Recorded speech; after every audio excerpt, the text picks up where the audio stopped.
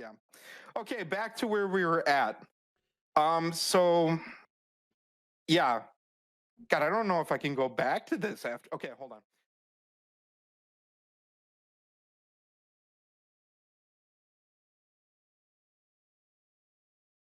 I just got to say, while we were sitting here waiting, I had the perfect opportunity. I'm going to throw this up here. Hetman had like the most disturbing face I've ever seen on him, so I've definitely clipped that for future thumbnails. Are you see? You look like you're about to be possessed in an Exorcist movie, so we're definitely keeping that for future. Yeah, I was actually scrolling through my girlfriend's older pictures while doing that. Well done.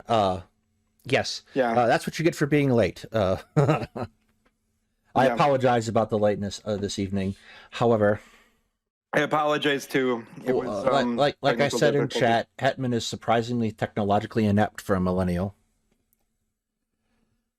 My name's Hetman, so you can kind of infer that I'm from the 17th century.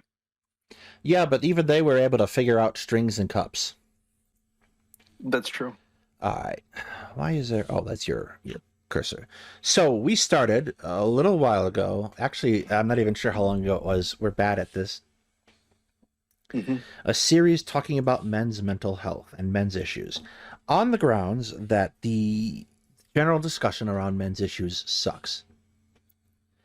Uh, that it's dismissive at best and outright hostile at worst, and that this is not helpful if you are a man who is trying to figure out how to exist in our Yeah, in modern society. society. How long ago was it? Let's look. I think this was maybe 2 months ago now, maybe more. 3. It says 3. So Wow. to do this, we have the objective is not to come at this reflexively and be mad about it, because that's kind of where you get this problem we're going to talk about tonight, which is the pickup artistry community and red pills and The generally manoverse, the manosphere. generally being toxically masculine, Hmm. and how this affects relationships. In particular, we talked last time about male loneliness more platonically than romantically, but this time we're going to be talking about relationships generally. Hetman kind of led the way on this. I will say, if you're looking for supplemental material, there are, again, I feel like I recommend these videos a lot. ContraPoints did an excellent video on incels, if you haven't already seen it. And Mooncat did a video on the manosphere generally, where she talks about the specific data points in great detail, particularly around things like hypergamy and whatnot. So that was our excellent but long videos to check out. You should do that right after watching your next 5-hour H Bomber Guy video. Anyway, I guess let's hop into this. We have notes to go up on Patreon later this evening. How about you kick us off, Hetman? So the first point that we're talking about, it kind of is Related to. a repeated, point of what we were talking about in our last episode, which has to do with male isolation and lack of intimacy. And specifically, before we were talking about, isolation in modern society, and, as we're mainly referring to loneliness as you know, in terms of, how it relates to platonic relationships. But here we're kind of reflecting more on loneliness as it, you know, as it applies to non-platonic relationships, so intimate relationships. And I feel like it's very easy now in today, in our current society, to have a lot of friends, but still feel absolutely alone. And a lot of that has to do with the fact of, not having any sort of intimate relationship, and that, you know, the pressure to do so, the overwhelming desire, that making people feel um alone. Yeah, I think there's a big difference.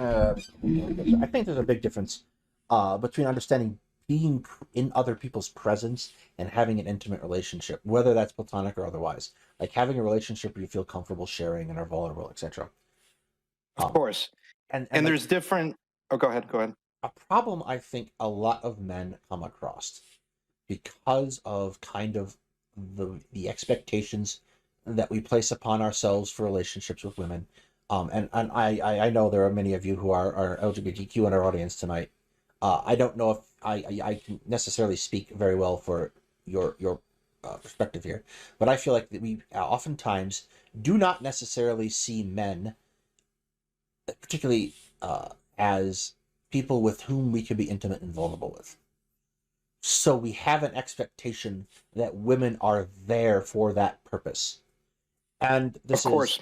unfair to women and kind of unfair to us generally in a It's very real unfair way. to women in general, but for example, like I have a lot of I have several platonic female relationships, and I feel like those relationships with my close friends, though, I feel like I can be vulnerable in general. I mean, this is just me, my own example. But it's not the same as like how you are with a you know intimate relationship or sexual partner. It's a whole new level of vulnerability because you're literally you Yeah, know I think to some degree giving all of yourself to that person. I think there's a unique dynamic to romantic relationships in that there is a kind of feeling of particularly in monogamous romantic relationships, a kind of Yeah, feeling of a closed circle where it yeah you owe certain portions of yourself to your partner unconditionally. Um, yeah I would absolutely. imagine that in a polyamorous relationship that gets a lot different, but I'm almost certain it does. But the point that I'm kind of getting at is like that is a very different intimacy than the expectation of telling a friend about your bad day. Because in a certain level in a relationship, particularly as you are progressing through a relationship and becoming closer, more serious, etc., you are also expected to tackle those things together. So like my ability as a friend to say, oh wow, that sucks, I'm sorry for you, man, And isn't in, going to in work the same way in a relationship, right? in some ways, though, that level of distance that you get with a platonic close relationship, that level of distance is helpful, and in some ways more helpful, because when you are in a intimate, non-platonic relationship, you two are yourselves a unit. So when Yes. one person is going through shit, you might approach it a little differently than you would if you were giving a friend advice. And that's, in some ways it can be better, and I think in some ways it can be less useful. Yeah, Um, I have a certain attitude that I take towards like friends who are not necessarily that close. Or if they're having a problem, I'll give advice if they ask for it. But generally, I take a not my barrel, not my monkeys approach to that. And you just don't do that in a relationship at all. no, you don't, You are, because it is your barrel, it is your monkeys. I mean, it to a large extent, yes, it's something that's going to affect you. Um, I have been in a relationship before where that person relied on me a lot, um, you know, emotionally, in terms of, being able to, I was the only person that she would talk to, um, in regarding her problems. And it became too big of an issue for us over time, because that's actually, in some ways, it's a big burden to bear all of someone's problems when they don't talk to a therapist, when they don't talk to their platonic friends. Like, I yes, think that there are definite benefits. One, to seeing therapy. I will always be an advocate for therapy, for anyone, regardless of gender or anything. I think therapy is necessary. If you want to heal, if you want to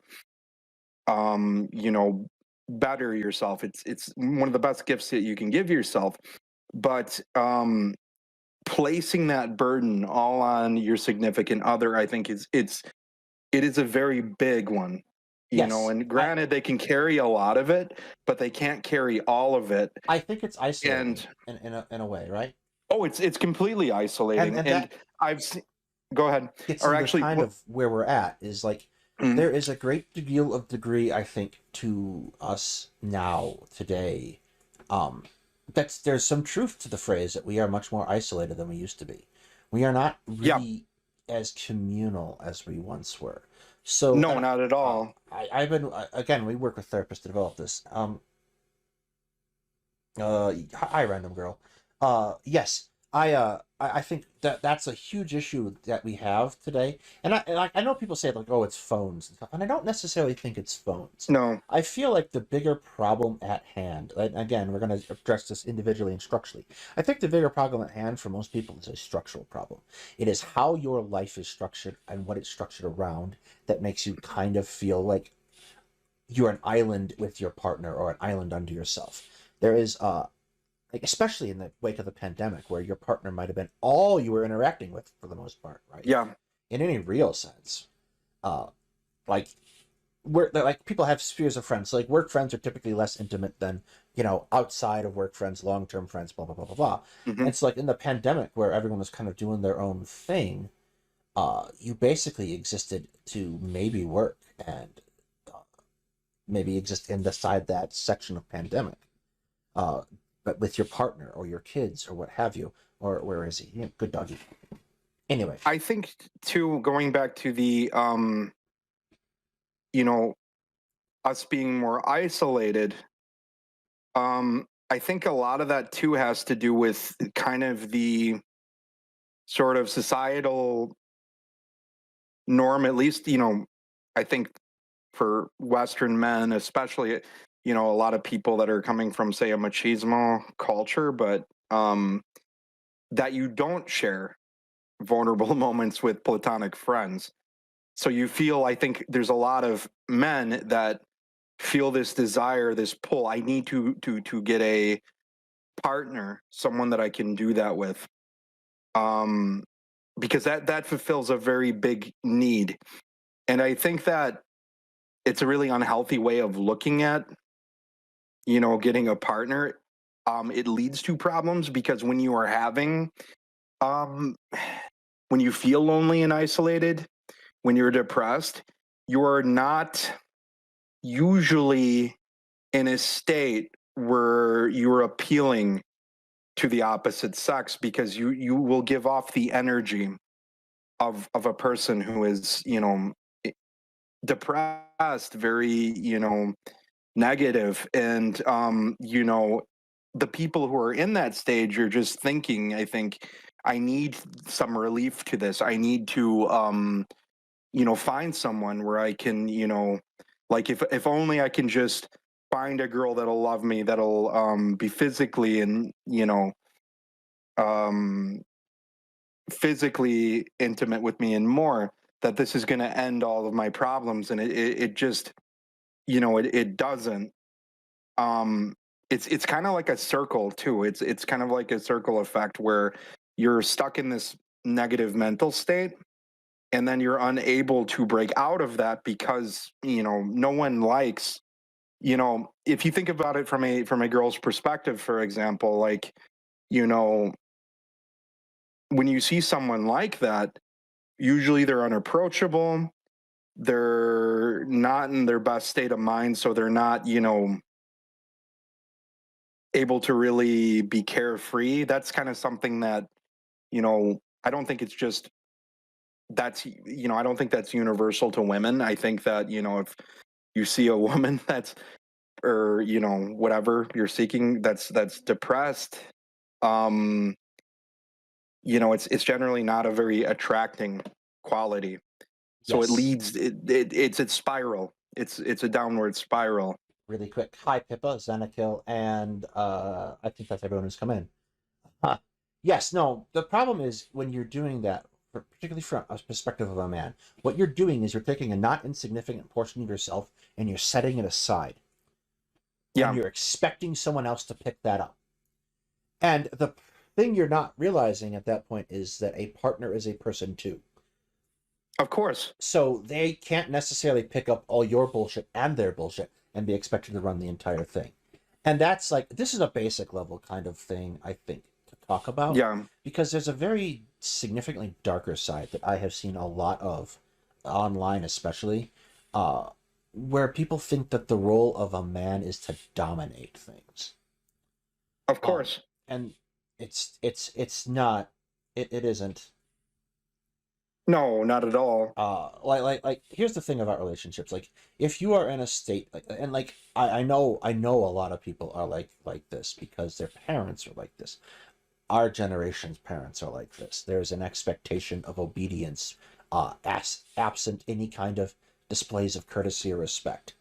Um, Yeah, and that is A, fucked up, on a very, very serious level. But B, you're not having a relationship at that point. You are inflicting yourself upon others in a very real way. Um,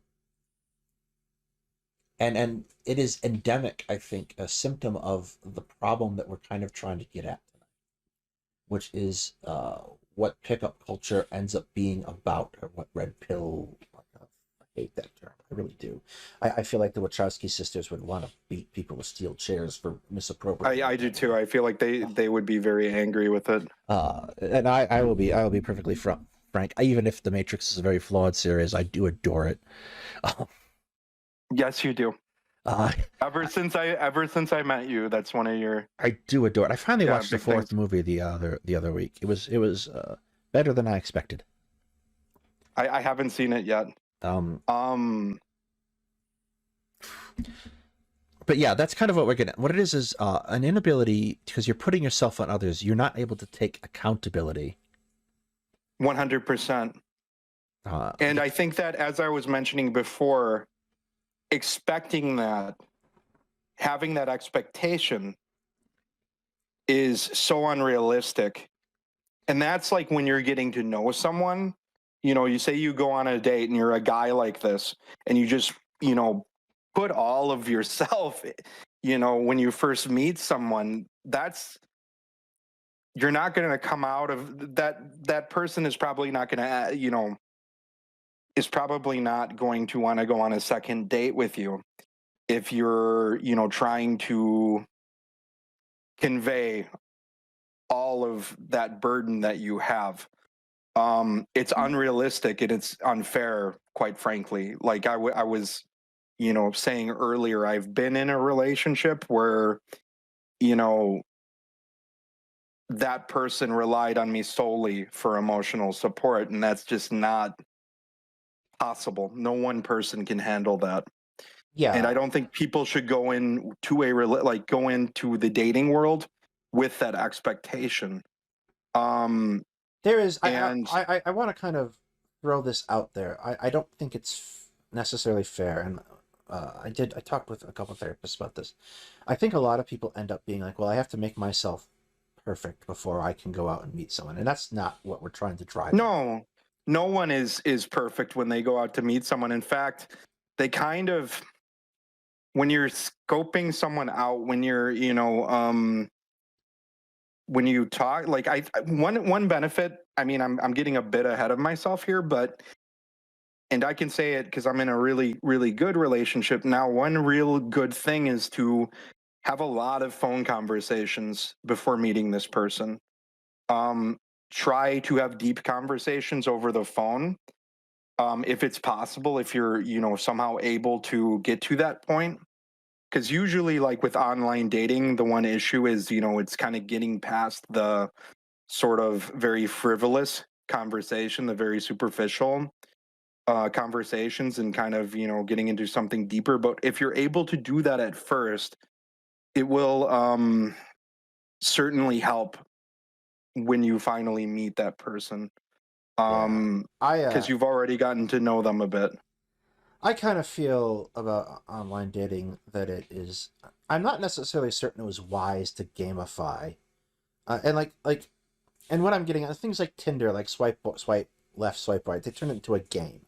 I'm not entirely certain that It was is, yeah. necessarily wise. Like the first kind of generation, I guess, of dating apps was a lot more a forum almost, where you like basically cycle through and look through things. And I'm not sure that the way Tinder works. This Tinder is a really shitty dating app. yes. I have never actually, I was in a really long relationship, like, and I met this person before I was ever on a dating app. So I was in a relationship for 9 years. And then after that ended, I suddenly went into this world of online dating, and it was quite a thing to get used to. But Tinder, um, honestly, all it is essentially, it gives you a visual. And if you like the way that person looks, you swipe right or left, depending on if you don't or if you do. And then if someone likes you back, then you have to make conversation. You don't have any idea of this person's hobbies, so you literally have to ask about that. Um, some of the better dating apps combine kind of that first generation, forum style with, of course, photos. And I've had much, much more luck, on things like, say, OK Cupid. That's actually where I met my current girlfriend, and I'm really, really, we're both really happy with each other. But also, Hinge was another one that was, really good for me. That was one that kind of gave you questions and prompts and, like, sort of witty things to ask people. And I found also that there's kind of a big difference between people that use one versus, the other. Um, yeah, it's dating apps are very hard, and I think that when people go on them and, especially something like Tinder, expecting to find something, and, like, it's not successful, it just makes guys, especially who really, really believe that they have to be, be very physically attractive, very, charismatic. Like, I mean, it just reinforces that feeling of isolation Yeah, and I think anger and all the negative emotions associated with it. yeah, Tinder especially, the gamification of it and things like that are especially bad, I feel. Um, I've never, like I just said, I mean, I was on it and I never, I'm not into like hookup culture or anything like that. Like, those who do it, that's absolutely, I just never, with Tinder, I never was on it and actually ended up going on a date with someone at all. every every single date I've ever been on has been a result of me meeting a person in person and then going from there. A dating app has never worked for me. That's just a personal thing. That's Uh, that's honestly how people uh, used to do it. That's how a lot of well, people still do. well, it's just the thing of it, right? Is something like Tinder works out very well if you're considered conventionally attractive. If you're someone Yeah, like me who's relentlessly average, yeah, Tinder is less impressive, but I'm much more charismatic in person. So that's why of that works course, out for me. And I think that's of true for a course, lot of people. of course. And there's a difference between being able to convey that charisma through the keyboard, versus, in person. And I feel like, you know, I got better at doing that over time through the keyboard, but, eventually there's only so much you can do, and then you send that person your number, and then, you talk to them. But even then, You're you getting know, I calls from an I organ harvesting ring in Thailand. but even then, jokes aside, like, I've had it where, I talk to someone for several weeks on the phone, and then when you meet them, in a first date, it's it didn't pan out into multiple dates or any sort of success. It's different. There's a difference between being charismatic online versus in person, and some people are really good at doing that online, but then when they meet in person, it's harder. So both of those, I think, are skill sets that you can develop, and just being better socially in general. But yeah, I think we're getting a bit. Why don't we move We're on to going. the next point, because I think Yeah, that we're links into doing the a little first. bit. We're being a little bit tangential here. So the next point was something that Daedalus was really kind of like he wanted me to explain, but over-sexualized culture. And what I mean by over-sexualized culture, I mean that the importance that Western culture places on sex and sort of the pedestal that they put, sexual intimacy on. And they do it. I mean, this will go basically, to our next point with pornography, but like, they basically give you a bunch of unrealistic expectations. What I meant by that is more not that our culture is over sexualized, but it's the importance we place on the physical.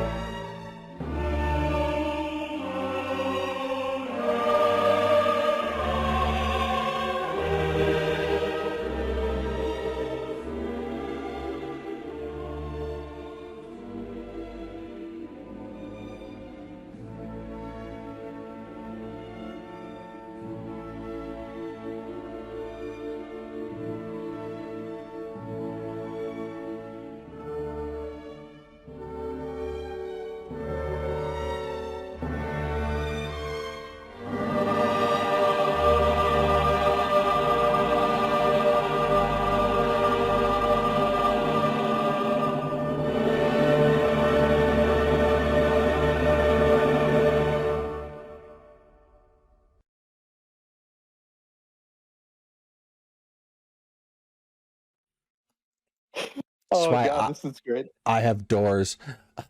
What? This is why I pay for doors. No, you're not entirely. Yeah. All right. Well, we've hit They're not. we've hit our quota of real moments for the episode. Okay. And the next one. Okay. All Yeah, right, 35, 30 minutes is what I'm going to have to edit it at. Okay. You're gonna have your work cut out for you. To make it look actually workable again? Okay. Yes. All right, come here. The other thing to bear in mind in this particular situation is I am not a very good video editor. You're not a very good video editor, and we'll figure it out. This was the one day we decided. You're like, let's use cameras today. Yeah. I had a I knew theory. it was a bad idea. I just, something in the back of my head knew, and I wasn't thinking of this. I just thought something would go wrong. And I thought at first it was going to be, related to the update and the technical shit. And then, yeah. Okay, back to where we were at. So, yeah. God, I don't know if I can go back to this after. Okay, hold on. So over-sexualized culture, we were talking about, the importance people place on, the act itself. And that kind of leads to our next point. That over-importance leads to people having a very unrealistic view of what sex is. And Daedalus, I think you can maybe... Yeah. So I feel like I don't know if we're necessarily equipped, and I didn't go into it. Like there are places you can go to learn about this. The important thing is to remember that what pornography is designed to do is to titillate, and it's designed to show you something that titillates you, which means that it is not necessarily mechanically suitable for actually having sex. So, the problem that at least as I see it, is we have a very isolating culture for men in particular. We have high expectations created by the desire and the concept that you are only valid if you're in a relationship, which happens quite often for some people too. And you're only valid if you are having physical intimacy. I mean, you see that, getting a little bit ahead, I don't know if you read that monster Elliot Rodgers manifesto. I did. It was horrifying. But what's astounding is the amount of importance he places. He's never had sex, and that's why his life is so shitty, even though he had a very privileged life. It was so ingrained in his head that that's what he deserves. That's what every man deserves. And I'm sure if he had actually lived to have his virginity lost, he would have realized, the first few times of doing that, even if it was with someone fairly experienced, it's not what it's cracked up to be. It's something that it's basically a skill. It's something that everybody is different. Everybody's anatomy is different. Everybody's, response, physical response, sensory response is different. And not every woman, for example, or every man, has sex the same way. You know what I mean? Like in terms of or enjoys the same things. Enjoys the same things is what I mean. And that's the thing. I wonder if he had survived. I'm sure even if he would have ended, his path, I think, was headed down that dark road. Even if he would have lost his virginity, that would have, still not stopped him, I think, because he would have then maybe realized, because of, seeing how he is, seeing how, his personality in general, that, he was not, it's not what it was cracked up to be. It could have gone very awkwardly for him, very bad. And, usually that's like when you're in your first sexual relationship like that, the first few times you do it, it's not like, this amazing thing. especially, if you're like losing your virginity in high school. I mean, it's something that is not what it's cracked up to be. It's something that you get better at over time. You develop it with your partner. You find out what works for them, what they like, what you like, and that's one of the beautiful things to it, is actually how it's a very vulnerable state, but it's also kind of something that you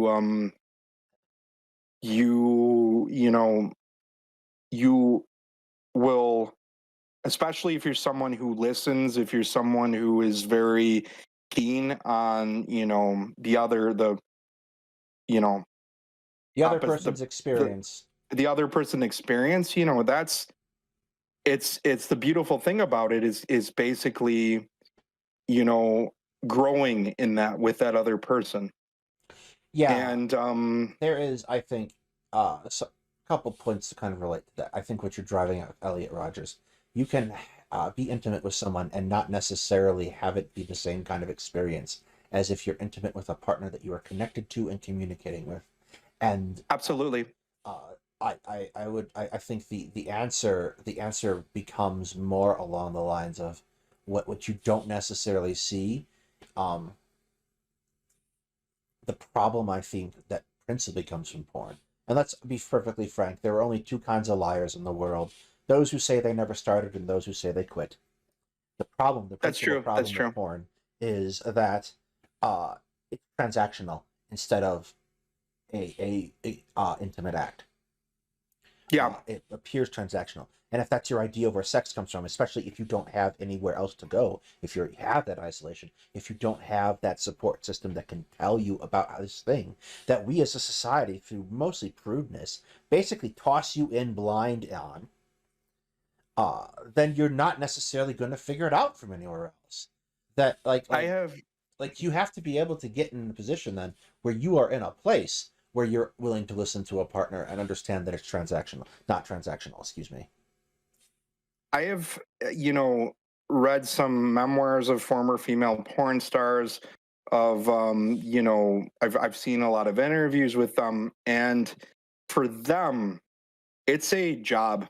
I mean, it's actually not what, especially with like professional porn. What you're seeing is essentially a illusion. It's basically, it's a job for them. It's an act that they're doing to get paid. And overwhelmingly, what they will say is that the best sex that they have is with their significant other, with someone that they love very much, with someone that they've been able to develop, this, aspect of their relationship with. Yeah, and like the illusion in and of itself is the transactional part too. Um, Yeah, and like this being up in center, and like here's the thing, I don't think that we should ban porn or make it less accessible, because obviously you have porn at your fingertips every hour of the day much more readily than you ever have. yeah. I don't think it should be banned. um I, but you know, we I have get. to, Go ahead. if we want to do things in society, if we want to have certain rights and freedoms, we also have to assume the responsibilities that come with them. And that means we need to start talking with kids in school about proper sex education early and quick, and make sure that they understand this thing so they don't go into it alone. Absolutely. And the status of sex education in this country is still very abysmal. I mean, the it's gotten better, but it's still negatively affected by the Puritanesque Yeah, past. we had in our high school, basically it was abstinence plus. It was not very good Yeah, sex yeah, it education. was. I It don't was it remember was if you, and we were on a public high school, but the principal was very Christian. Um, so I don't. Yeah, you and I were in the same health class, Yes. and I Do you remember remember? that. Do you remember the presentation? Maybe it was a different I class, but remember that presentation, and it was actually my former youth pastor, which is what funny. the Like, one with the blocks? Remember that one?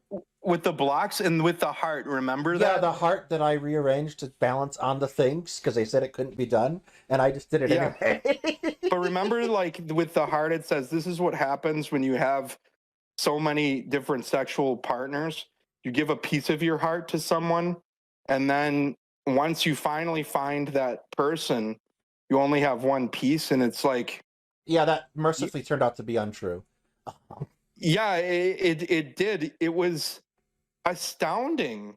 Now that I think about it, what year was that? Like that We were was 2003, 14. 2004. We were 14, man. We were We freshmen. They were were trying to scare the 14. shit out of us. Yeah. Um, I remember too, like how they talked,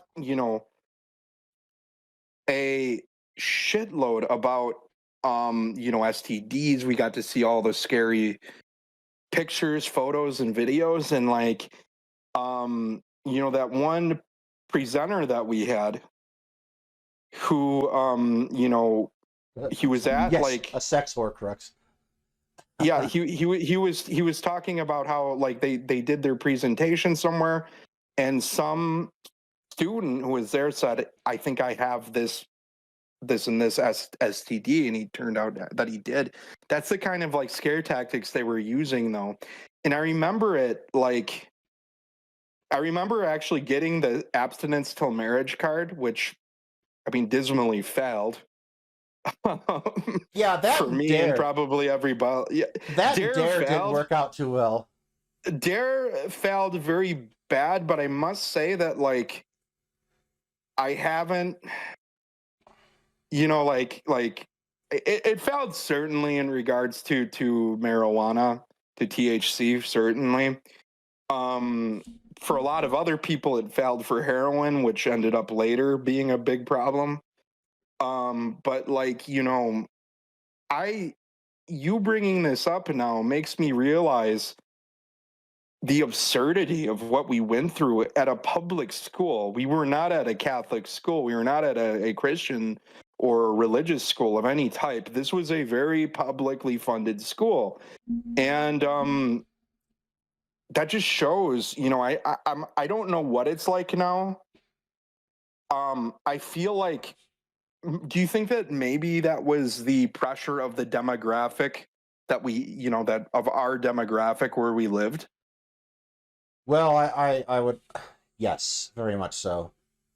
In the political demographic too, uh, uh, which is predominantly Republican, really, where to we grew up. people think that the South happens in the South. The reality is the South actually begins south of I-80 in Illinois. Um, Yeah, it does. okay, I entertained chat for a little bit. I gotta take the dog out. I'll be back in 5. Hold on, I gotta get to the chat. All right, I'm just really, really scared to see what they have keep said. talking. Hold on. I'll be back in 5. Entertain people. Okay. Oh wow. Okay, Palm Dad. Sex ed is terrible and varies from state to state. I would like to know what you guys' experience was with sexual education. Because I'm guessing a lot of you are not from the state where we're from, which we're not revealing. We might have revealed actually in a few other episodes, but yeah. The STCs, okay, Emmanuel, wait, the STD story is something that they show everywhere. That's where what they showed us. In fact, like, the fact that our health teacher reached out, I think this was, maybe it was my former youth pastor, believe it or not, when I was like very religious. Like, well, I wasn't very religious. My mom was, and I went to, these things, but, you know, Southern Indiana. So I went to Bloomington, IU actually. Um, I outside of Bloomington, if you grew up outside of Bloomington, I really, really pity your experience. I had a friend from Salem, Indiana, and he definitely, like, I thought that there was something, like, mythological about small towns, and he basically told me it's all bullshit, that it's miserable. Yeah, he was one of the most depressed people I've ever met. I do like Indiana though. I do like your state a lot. I loved Bloomington. An hour south of Bloomington. Um which town exactly? I kind of know the geography pretty well.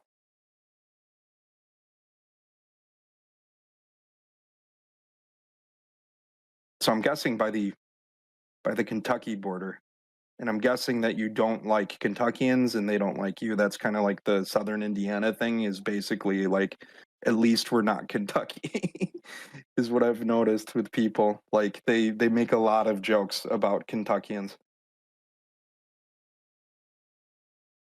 I don't think that's something they show everywhere, Emmanuel. Like, especially, you know, like where we were. I know Jasper. I haven't been there, but I know it. If you're in Canada, your sexual education was a lot better than us. In Palm Dad, I agree with you. But, and I have a joke about Kentucky. I will say it in the chat maybe later, and just remind me, because I don't really want to. I don't want to risk getting our our video demonetized or censored or anything like that. But yeah, no, Jasper, I do know. I haven't been there, but I definitely know where it's at. I haven't been to, like, I've been to Columbus, Indiana. I've been to Brown County a lot. I was in Spencer. Yeah, but basically, so Emmanuel, like, how we got that presenter, that former youth pastor that I had, I theorized that this person was actually our health teacher. Daedalus and I's health teacher was, you know, very religious and Christian, and that she literally brought this guy from her church. And to me, there's quite a bit of problems with that. But, you know, at that time, you know, what was it, like 2003, 2004? I guess that was oh, Evansville. Oh my God. Is his family okay? I guess I can say the Kentucky joke. I don't think it's too bad. So how do we know that the toothbrush was invented in Kentucky? Okay. Because anywhere else it would be the teeth brush. I feel like that's a pretty good one. Being the one wanting that for a bit, seeing guys like that and being confused by their... Wait, hold on. Going back to the thing about depressed guys and trying to get girls to be their therapist, saw that from all angles. That's something, you know, that I really pity women that have to go through, that have been through that, have been on a date with a guy like that, because it's, you know, it's yeah, it's not attractive. It's not something that is you know, you don't even when you, like, you know, get to know someone and you're with them for a while, once you start to be their sole pillar of support, that's too much weight to bear. And I think people just expect that they need someone to bear that weight for them, and, you know, quite honestly, it's impossible to do that. It just simply is impossible. Hi, everybody. I'm back. Go lay down, Bubba. You're fine now. Go lay down. Dad, I don't think that your sex education was any worse than ours, even though you are from Jasper, Indiana. Sex education, Indiana is actually worse than Illinois. Oh, I'm sure, but I mean, I feel no, like just generally Indiana's worse than Illinois. Don't Palm Dad's from Indiana. He's from. They're from. I don't know. I know. We've talked about it. I'm still going to make fun of Indiana. Indiana. I have I mean, some of my best years were spent in Bloomington, so I can't say that I dislike Indiana. I think that it's got its issues for sure, but I didn't notice all that much difference in the, you know, depressed areas of Indiana from, like, the small towns and left behind counties in Illinois. I think that they're very similar. There's a huge difference. Indianans live there. Hoosiers. Oh my God, I'm an honorary Hoosier from IU. Well, I would. It's the best state in the Union. No, the best state in the Union is wherever I happen to be. Oh, so now it is not your home state. for the moment until I come back to visit, in which case temporarily. What if we go and visit Palm Dad in Jasper? Then it is the best state in the Boundaries, union. man. Boundaries. I mean, I'll go to Jasper. I won't. Boundaries, man. You didn't invite us. I heard a joke about Indiana, and although I don't agree with it, it was funny, and I think this can apply to many different states. So, why do birds fly upside down in whatever state? Because nothing in it is worth shitting on. Jesus. I said one about Kentucky because Palm Dad definitely gave me the go ahead. I mean, subtly. My favorite. How do we know? How do we know that the toothbrush was invented in Kentucky? How? Because anywhere else it would be the teeth brush. Jesus Christ. My favorite state joke is: did you know that the first men to take flight were from Ohio, and the first American to orbit the Earth was from Ohio, and the first American to walk on the moon was from Ohio? It sounds like everyone's trying to get the fuck out of Ohio. That's pretty good. Wait, was Buzz Aldrin from Ohio? I believe so. Okay, back to our notes, people. Yes. I'm sorry. Okay, so we kind of went over pornography, the unrealistic expectations it sets. And now we're getting to toxic masculinity. I'll let you start this one out because I am. So a phrase from our work has always stood out to me about toxic masculinity, and it's a what if altist phrase. So you know it's shit. There's a line he uses in his Second American Civil War video, which we did a essay on, or rather I did, where he talks about men being told their masculinity is toxic. And I obviously make the point that not all masculinity is considered toxic, that this is a specific thing. It's a specific set of expectations and displays and behaviors. And these are emphasized in a lot of places, especially in the pickup artist community and the red pill stuff. These are seen as valuable traits to have. The thing about the PUA community is it actually, to a large degree, it guises itself as a self-help movement of kind of like, improving yourself. And I have actually a really good friend who, he got into, I mean, not the more unsavory, like there's gradients of toxicity within the PUA community. It's definitely toxic in general, but there are people within it that are, at the far end of it. Like, I mean, like, I don't even know what type of misogynistic evil you could call it. Like, it's like approaching like an ISIS level of misogyny, I think, or like,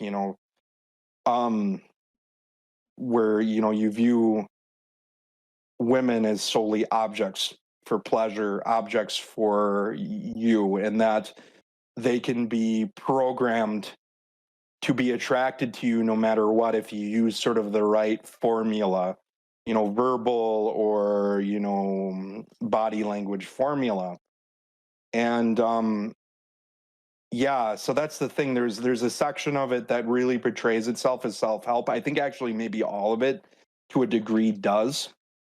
And that's what attracts, that's why that group has gained so many followers, because it comes off that way. It's also incredibly lucrative. What it does two things. It makes a hell of a lot of money for certain people. Yeah, that's what I'm saying. It's incredibly lucrative. The second thing is it makes you think that relationships do not involve another person, that everything within is within your power, and this is not the case. This feeds back into that concept we talked about earlier of certain men thinking that their job in life is to dominate certain things.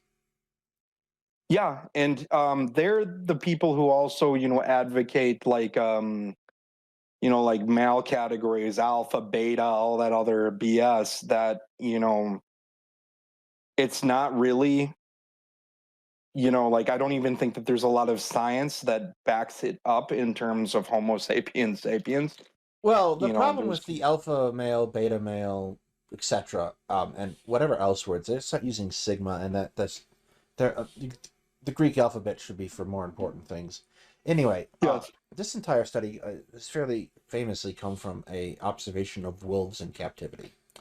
Um, yeah, it did not apply even really to the wolves in captivity. It was a misinterpretation of data. yeah. Um, That's what I was just gonna say. the problem is people like you're never going to be the dominant person in any environment. You're never always going to be that. People have different social standings based on where they are and what they're doing and what they're And their doing with them. culture too, of course. Right, That's another thing. you can be one of the most dominant persons in a conversation in one setting and not be in another. The same person. And I think one of the biggest aspects of toxic behavior from anyone is trying to be the guy in any situation. Of course, because eventually, I mean, it might even work for you. There are a lot of are with some, quite a few women. There's an attraction to sort of that assertive personality, or like that is something that exists. But if you're like that all the time, you're not going to keep a person. Yeah, I think a really important thing to bring up is that women don't have to put up with our bullshit the same way they did 30, 40, 50 years ago. No Yeah, fault and divorces are a thing. not Uh, only divorces, but like here's another thing in regards to the modern relationship. It's even within Western society, it's like a new construct. I mean, for a lot of human history, you had basically financially driven marriages, arranged marriages. That was the norm for most societies for a very long time. Arguably up until, like, for many, many places, like up until the 19th century. I mean, you're yeah, you're really talking like basically where women had no choice. So, like concepts like hypergamy, make I no mean, sense they historically. make no sense historically. I can give you an example, like, I mean, of a society, like just an example of someone I know personally. Like, I know a girl, actually an ex of mine, who is from Iran, and she was married off to, you know, she was in a society that was, did arranged marriages. She was part of a small ethno-religious group, and she was married off to a person about 14 years older than her. Not a very attractive person, despite her being extremely, she was very beautiful. And that was forced upon her, that she had no choice for in the matter, and that's the norm. That is how the norm was for a very long time. It was a very predictably horrible arrangement.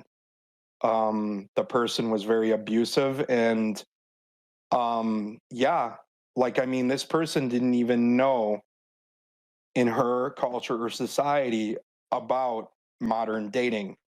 There are whole, I mean, there's literally, maybe I would even venture to say over 1 billion women on the planet, at least into the hundreds of millions, who that's the norm for them. They have no choice in the matter.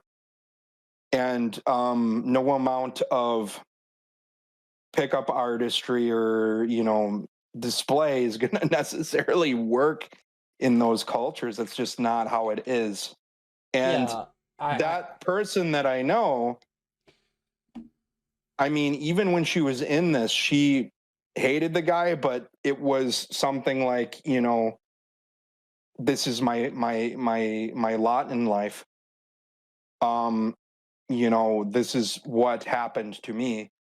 And, it's actually like there are some people within, I think, the red pill community, within the manoverse or manosphere, whatever you want to call it.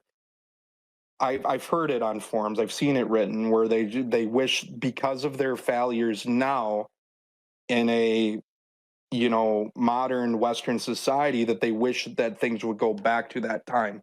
That is the level of Yeah, evil that some of these people have. what I see more often is a lot of people wanting to get rid of things like no fault divorce, or the fact that women can open checking accounts now, and these are like women can exist in society. This is a good thing. Um, Of course. like that people want to roll that back because they're unable to be in a relationship in reality. They just want to try to control them. And Yeah. And I think that the more that they have failure with that, the more it's a, as I said before, it's a spiraling effect. They become more radicalized, more angry over their failure. PUA, I've seen it like where some, that's the thing, is there's a lot of guys within that community. One, there's people who are the leaders of it who sell a product to, people like that. And I have seen some people, it gives them maybe the tools to act more confidently. It doesn't necessarily heal those deep-seated insecurities and wounds that exist. That is a whole different issue. And they might be able to get a girl to sleep with them. They might even get one in a relationship. And you see, actually, like, you see even this from the leaders like Andrew Tate, which we'll cover. They are sexually violent people. They're violent people in general. There have been people who have been assaulted by them. They have very negative views of women in general.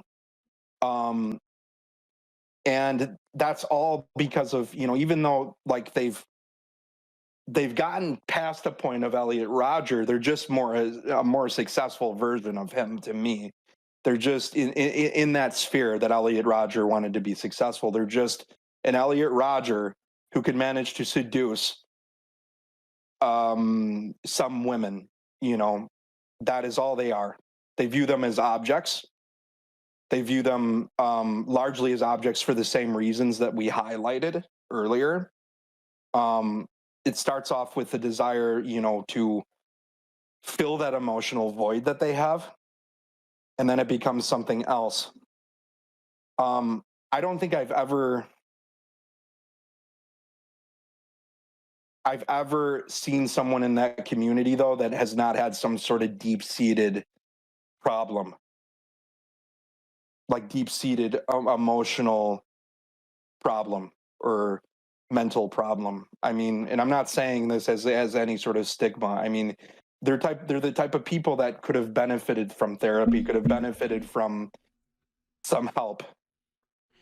good Um, evening, Titan Uranus. I love doing that. mhm. No, I think you're right. By and large, like here's the thing. The first place I feel like we have to sort of approach people is because not everyone's in that hole. But even if they are in that particular hole, the first place needs to be an empathetic one. Understand that we all desire intimacy on some level, and humans are social creatures. Of course. I mean, that's a very primal and innate desire that people have, is, the desire to have intimacy, to not be alone, to procreate if they can. I mean, that's a very innate desire. Um, but at the same time, But at the when you same get time, to the get a hold of yourself, man. You're not an animal. no, and I Exactly. think that the PUA community really animalize, like they get rid of sort of the sentient nature of like human relationships. Like, a girl, has what she's attracted to. Some of them might not respond well to your programmed bullshit, like the things that you think that can, automatically guarantee you the success, the things that are sold to you. I've had it, where like the friend that I have who has, had a lot of sexual partners, but very, very, in my opinion, um, very few intimate and deep relationships. Like he actually, um, that's a problem that he has. And I think it's one that he even admits to. but like, he had said that, when I would criticize, PUA or things like that, that I'm just jealous of him. And that's not the case. If anything, PUA, when I was in that deep part of my despair, knowing the fact that these human beings exist made me more angry because, it's just terrible. It's actually terrible that they exist and they think the way that the things that they do. We aren't responding to this. I accidentally clicked on this. Super surprised and enjoyed. It's a lot new fan. This rules. Well, thank you very much. We appreciate that. Um, yeah. And I want to state people too that like um I think and Daedalus could probably second me on this. I mean, we're coming, with like I'm coming, from a place where I'm in a happy spot. I'm in a relationship that I enjoy, but of course I've had moments where I felt a lot of frustration at being a single guy. Frustration, of, not being, like, not maybe being ideal with like, managing to attract someone right away. Like everybody deals with these frustrations. I think that, a lot of people do. Yes. Um, Everyone does, and I think the difference is that some people are very, very good at not letting those things consume them. yeah, There is a case.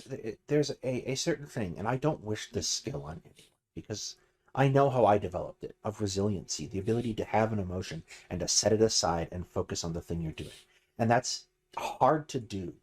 Um, it's hard to do. It's it can be dangerous too, uh, to a certain degree. So I think you and I can both attest to not necessarily being always successful in this department. Um, No, not at all. or I actually, it's something that over the years, and I'm not like a perfect shining example. Like I think that that friend that I mentioned, he's you know, in terms of like, being able to, have all these kind of small little intimate relationships with women, yeah, I mean he gets a lot of those. But you know what I mean? It's something that, this is it is to some degree like I'm not trying to, you know, place any sort of affirmation or like I don't know, like with the PUA community, but actually social interaction is a skill. It's something yes, that you develop, interacting with the opposite sex or if I think it's probably similar, along the lines with the, you know, LGBTQ community. LGBTQ community, yeah, but interaction it's a skill. It's something that you develop. You're better at it when you're coming from a space when you're coming from a calm and happy space. You're going to be much more approachable and you're going to be much better at it. And that's a hard thing to do. And if you're in this state where you're not like that, when you're in despair, when you're basically an incel or whatever, that's the time where you need help. You need to actually you need to find a good therapist, someone that's going to understand you, someone that you can talk to things about this.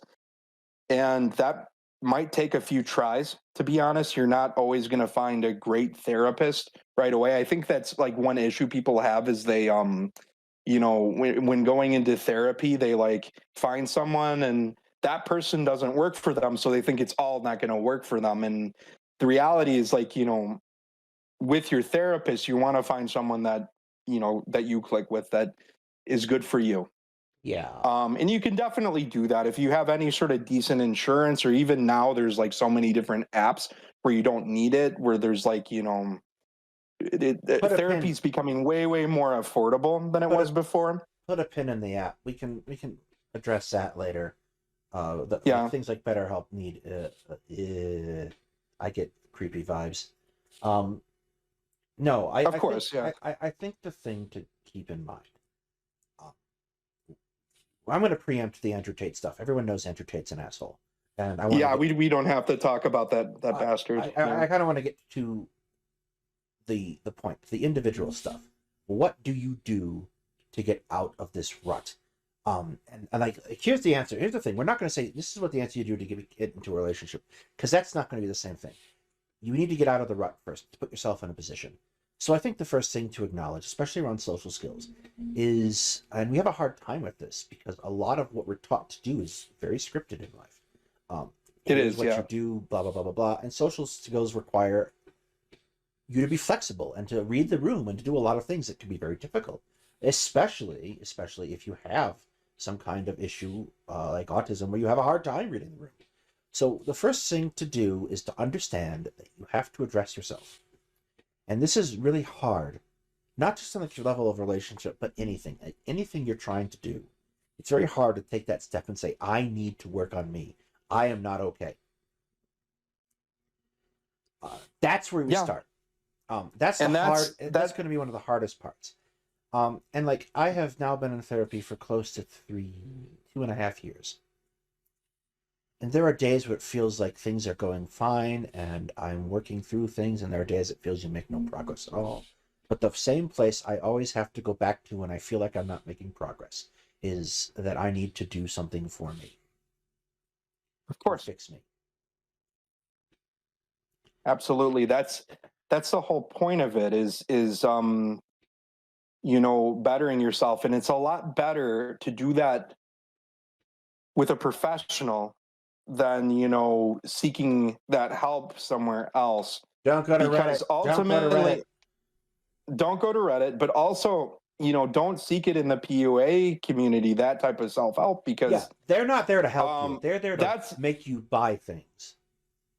But I mean, even if you get better at, say that you do meet some women through that, it's going to help your self-confidence, but it's not going to, there's probably more deep-seated issues if you turn towards that, especially what direction you go down. Like if you go down the further radicalized direction with that you're not going to get help for, it's not going to heal you. Sex is also one thing that won't heal you. You can still be really, really depressed and having lots of sex. Granted, it might help at first, but it's not going to correct those problems that exist. And I think it's better to do it the more healthy way rather than, dive down somewhere that, is one, basically profit driven to begin with, like you were saying, but also, basically like putting a Band-Aid on a, very deep wound, one that needs stitches or needs some actual healing, that needs some real professional work. And if you do that, then you will, it's going to help you a lot more. I think it really, really will. We, mentioned incels a little bit. I think that, along the lines like with Andrew Tate, we know kind of how this movement, started, what they're about. I want to state too that people like, like Elliot Rodger, who are kind of seen as sort of these martyrs of the incel movement, that's a person who has he had a very profound personality disorder, probably several, before he ever, did what he did. And there's a lot of things going on there, a lot of things that are probably rooted in his childhood trauma related to that, maybe neglect. He was a type of person that was too narcissistic to get help. Most people, I feel like, who are radicalized into these movements are not evil. They're just simply people that are depressed, that are hurting. Elliot Rodger he was depressed, but he doesn't fit the typology of what most of those people are. He's someone who you're getting a little out over your skis here. Yeah, I am. we're historians, not psychologists. Yeah, I know. The I thing guess, yeah. I think we will kind of get to is what you the first step is to recognize that you need to get help. And like a lot of the advice is going to go back to the first episode is people who like things. Find things you enjoy doing and do them, because then you get into spaces where you can share what you love with other people. That's exactly true. And when I've been into that space, that's where I found the most success in general in all aspects of my life, is being in a space where I'm happy and, you And know, and again, not to invoke Vosh, but we're going to invoke Vosh. I think Vosh at one point had a great piece of advice around this: is get into situations where you're being sociable with everyone, and people will come to like you better and want to know you more. yeah, And like, don't target things. Don't. It's going to sound really cliche, but things fall into place when you let them. If you work to make them happen, they don't. yeah, that's true. So that's a very true statement. And like, it's hard to see that. It's hard to see that feeling and to understand that when you're desiring things. Hmm. And the objective is not to desire things, it's to make sure that you understand your desires and are able to actualize them in a healthy way. That is very well stated. And I think that's you're not going to get that on your own usually, especially if you're in this hole. You're going to need someone who's going to help you. And that's what we pay people for, to do it. A lot of therapists have sliding scales for payment. A lot of them take insurance. Again, I will stress that you do not need to pay a certain someone $50 to find you a therapist. The website's free. You can use it. We have linked it in the past. It's psychologytoday.com/find-a-therapist, I believe. Anyway, it's linked on that site anyway.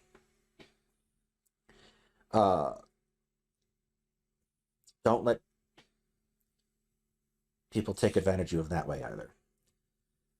With that, while Hetman does any of his closing thoughts, we are going to open this up to call-ins. Discord link in the description box.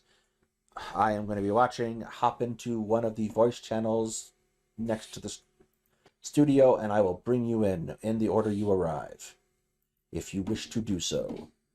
And go with anything else you got in mind.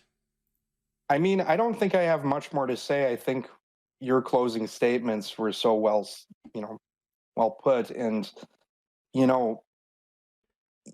I can't also, I guess what I will say is I can't understate the emphasis on, if you want to get out of this rut, you need to improve yourself. I can't, understate that you have to be in a good state of mind, and doing that takes work.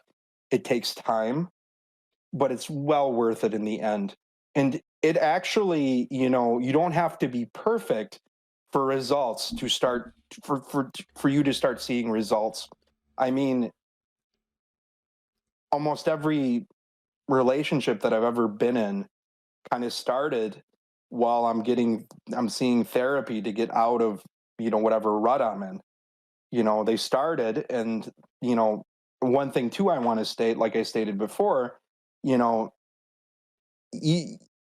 they themselves, although they improved my life, they weren't, and even now still aren't, they're not the cure of all things.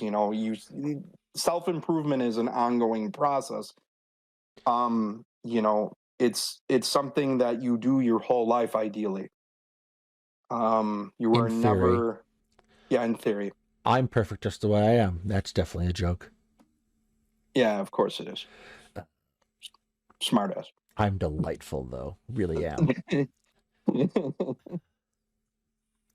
We'll keep it open for about 5-10 minutes to see if anyone wants to come on. We don't have that many people. Yeah. They might. Yeah.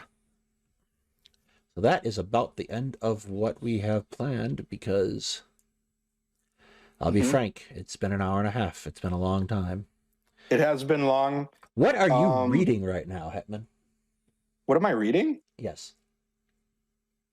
What do you mean? What book are you reading? Oh, you mean in general? That's actually a question. I thought you were talking about what I'm reading on the internet, and I was reading the comments. But I'm reading. Let's see. I'm reading Anatomy of a Genocide by Omer Bartov. It's basically a micro study on a town in western Ukraine called Buchach. Lucy, one of our Friend of the channel, Lucy. our friends. Yeah. Go Lucy subscribe to her if you're not. Lucy will, yeah, definitely subscribe to her. Lucy will certainly know Buchach. I am 100% sure. Yeah, it's a very, very good book. I've been following Omer Bartov actually a lot. I can say that he's kind of taken me off that radical height that I went right after October 7th. He's a very great historian, very objective. He's an Israeli, but he's very much pro peace, and he's actually pointed out that a lot of what we're seeing now in Gaza is increasingly looking to be genocidal. And he's a figure I really respect. I recommend those who are into genocide studies, into Holocaust studies, definitely follow him. Follow him on Twitter, and look up his books on whatever platform you can. He's very good. Preempt this. Why aren't we? I wish I got here earlier to ask about insecurity. How insecurity, shyness, more so the outward anger towards women. So this is actually something I talked with my therapist about, because my therapist is one of the ones I consulted for this. And one of the points that she often makes is that most of our emotions are often reflective of ourselves. So they are, yeah, for sure. If we're angry towards another person, we're oftentimes angry towards them about, we're projecting onto them something from ourselves. It is kind of the point. Yeah, it's so true. So, insecurity is the thing about being insecure or shy is that there is a desire that you cannot necessarily bridge. You want to interact with people, but you don't feel safe making the first step. And you get angry at yourself for not feeling the first step. And it becomes natural to blame the person who's outward to you instead of putting it on yourself. It's kind of a way of deflecting that. If that kind of answers the question. She actually watches these particular episodes, so she's going to love that that got mentioned. And I'm going to hear about it on Monday. Anyway. Very good. Anyway. No, incidentally, I have been reading... we'll get to that in a minute. We have... yeah, I was just going to say, we have someone. Howdy. How are you, Emmanuel? I'm doing good. My audio is... Actually, it's not that bad, but I'm going to turn you down just a smidge. Yeah, I'll have to turn down you two as well. Yeah, so... What's on your mind? I found for the Elliot Rodger thing, I think it's very easy when you're reading the events from his perspective to not realize how, even for someone who is very, very deep down the incel rabbit hole, how absurd he acted in a lot of cases. 100%. You know the story about him, his last party that he ever went to, where he basically did everything he possibly could to make people angry at him, and tried to push people off balconies, and everybody was generally pretty nice to him, but he still came out thinking that he was the victim. Yeah, I recall. Which shows that there's a lot more going on, than there's a lot more going on there. And I know, Daedalus kindly pointed out, I'm not I don't have any background in psychology, but it is a subject that I, enjoy. I dabble in a little bit. I'm not a professional, but I can at least see, I think that I think I can deduce that there's something more going on there, with him. There And is, I think, to a degree, with Elliot Rodger in particular, because his case has been covered, especially by those true crime YouTube channels. of Uh, course, every once in a while, I'll watch one of those. But there's a I degree to love which, I love them too. There's a whole controversy which we should make an episode out of on true crime. oh God, I hope not. I am so exhausted by it. But anyway, I feel like I'd be interested in that. a lot of the coverage of true crime stuff that is done by amateurs like this, or even professionals, is, well, unpersons the perpetrators, um, in a very bad way. And Elliot Rodger got that too. Like people didn't talk. They talked about what he did, not necessarily what led into it. And like he was not okay, obviously, but the behavior he's displaying, I think, is like a very extreme variation of the concept of negging. Um, That's something we didn't cover today. Yeah, because I kind of hate the discussion in general. So one I do day, too, yeah. me and Bunnytooth and Leo, who you might know from the cathedral, were sitting in a voice chat chatting about this, and we brought up an article which can talk about that you can get a positive response from someone by negging them at a certain level. Uh, it's bullshit. Don't do that. It's mean to people. It's not nice. But there is, I think, a degree to which there is something true if you want I'm not attention. gonna lie. I've tried that before, and it's ended disastrously. Yeah, if you want for me. attention, being a bit of a dick can be a way of getting attention. But you have a very hard time controlling what kind of attention you're going to get. Yeah, it's not what it's cracked up to be. I think part of a thing that makes people drawn to negging is the fact that they don't know how to get attention in ways other than being a dick. Of course, Yes. of course. One of the things that I have always been grateful for, at least from my educational standpoint, is I was afforded a lot of opportunities to do public speaking, to be able to enter into a situation confidently and take charge, leadership opportunities, whatnot. It worked very well for me socially too, because I was able to enter into a situation and interact with people in a mutually courteous way, and it helps. I think those kinds of opportunities need to be a more core part of people's educational experiences, because like school, let's be honest, and I say this living with my roommate being a teacher, there are a lot of things you are going to learn in school that you forget, that you will never touch again in your life, because you inevitably become a more specialized individual as you get older. The advantage to sending someone to school over teaching them at home, besides the slightly and irritatingly creepy homeschoolers who want to religiously indoctrinate their kids, the advantage to teaching someone at school is that they interact with other people and they learn how to do that well.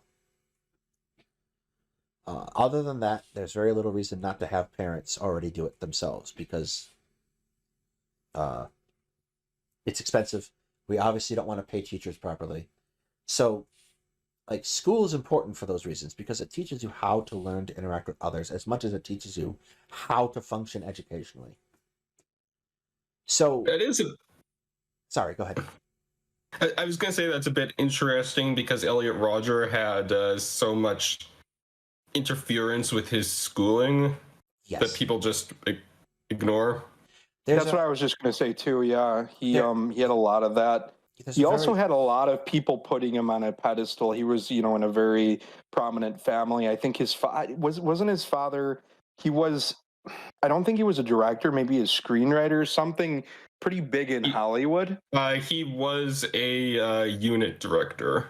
Yeah. So he grew up in this environment, surrounded by prestigious people, some pretty he had a very privileged life, and I think that he thought, because of that he was entitled to everything. He had a very strong sense of entitlement.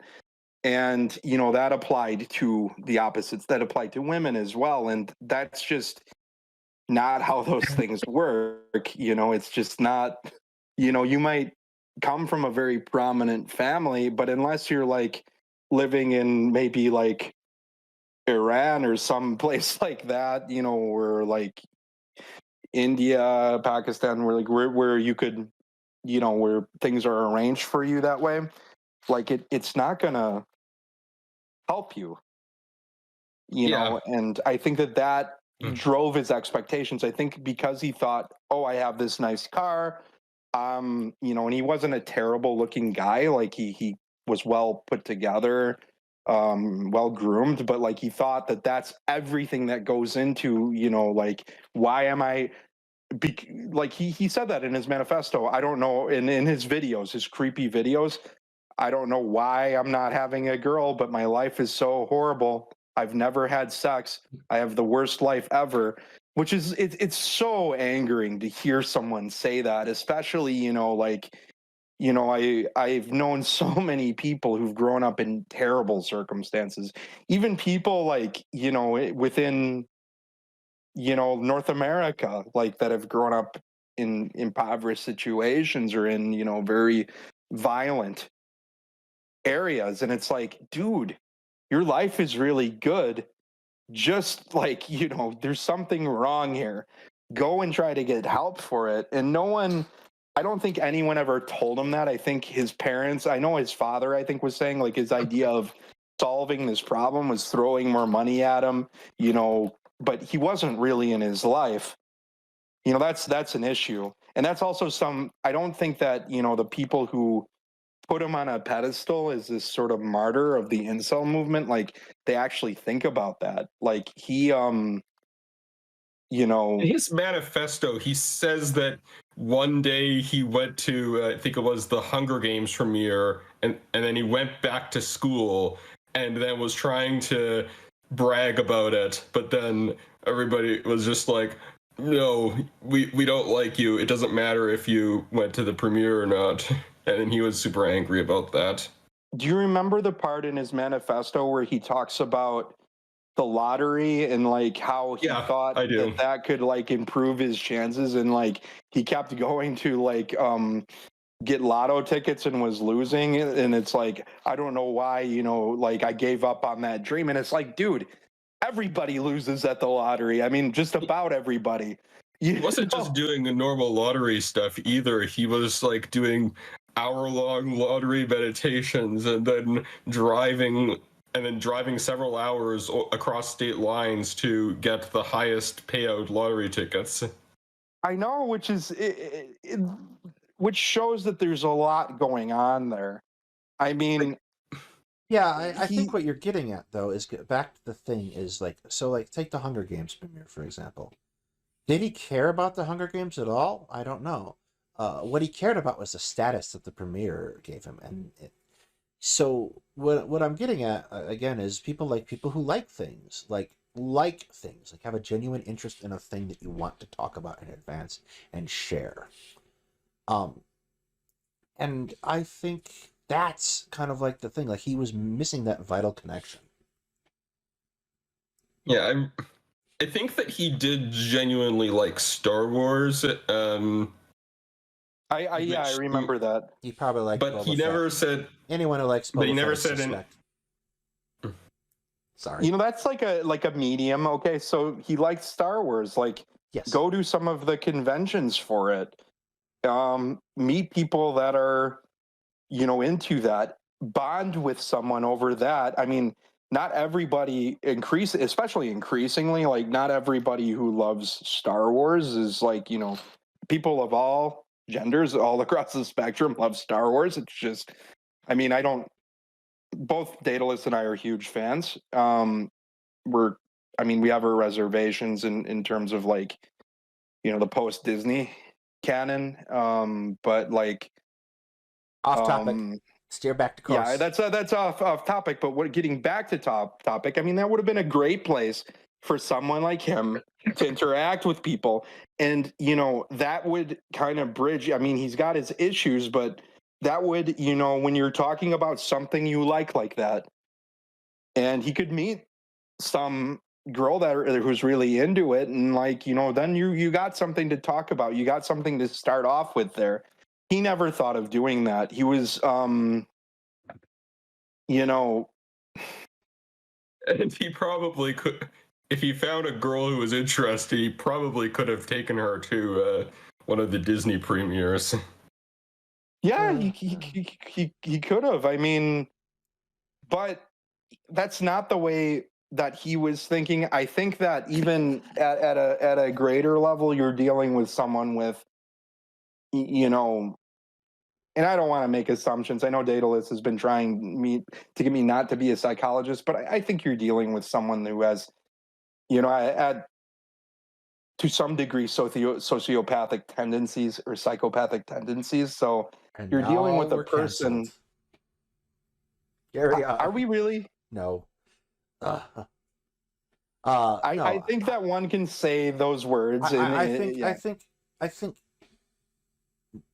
saying Elliot Rodger is narcissistic isn't too far. Yeah. I think the people that the thing that might get a little bit more controversy is saying that he may have had some kind of delusions, which is definitely more up for debate.